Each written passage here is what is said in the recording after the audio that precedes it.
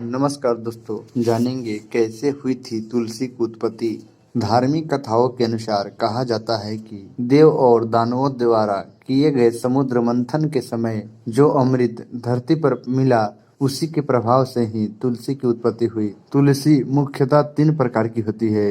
पहला कृष्ण तुलसी, दूसरा सफेद तुलसी तथा तीसरा राम तुलसी, जिसमें से कृष्ण तुलसी सर्वप्रिय मानी जाती है। तुलसी जी की पूजा क्यों की जाती है? पौराणिक ग्रंथों के अनुसार चिरकाल में वृंदा नामक एक युवती रहती थी जो कि भगवान विष्णु जी की परम भक्त थी, लेकिन वह राक्षस कुल की थी। कालांतर में वृंदा की शादी जलंधर नामक राक्षस से हुई। इसके बाद वह कुशल गृहिणी बनकर गृहस्थ जीवन व्यतीत करने लगी। इसके बावजूद वह भगवान विष्णु जी की नित्य पूजा किया करती थी।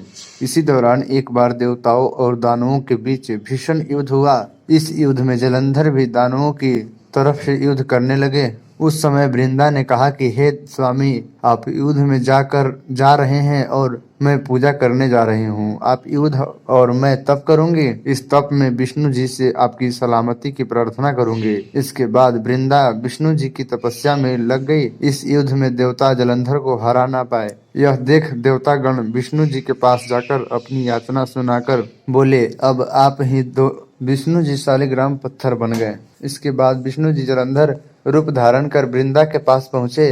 अपने पति को देख वृंदा झट से विष्णु जी के माया रूपी जलंधर के चरण स्पर्श की। उसी समय देवताओं ने जलंधर को युद्ध में परास्त कर उसका वध कर दिया। इसके बाद जलंधर का सर वृंदा के पास आकर गिरा।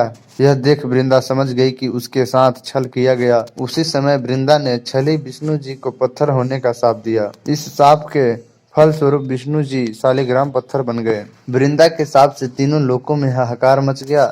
तब माता लक्ष्मी की याचना पर वृंदा ने शाप वापस लिया और विष्णु जी को शाप मुक्त कर खुद पति जलंधर के साथ सती हो गई।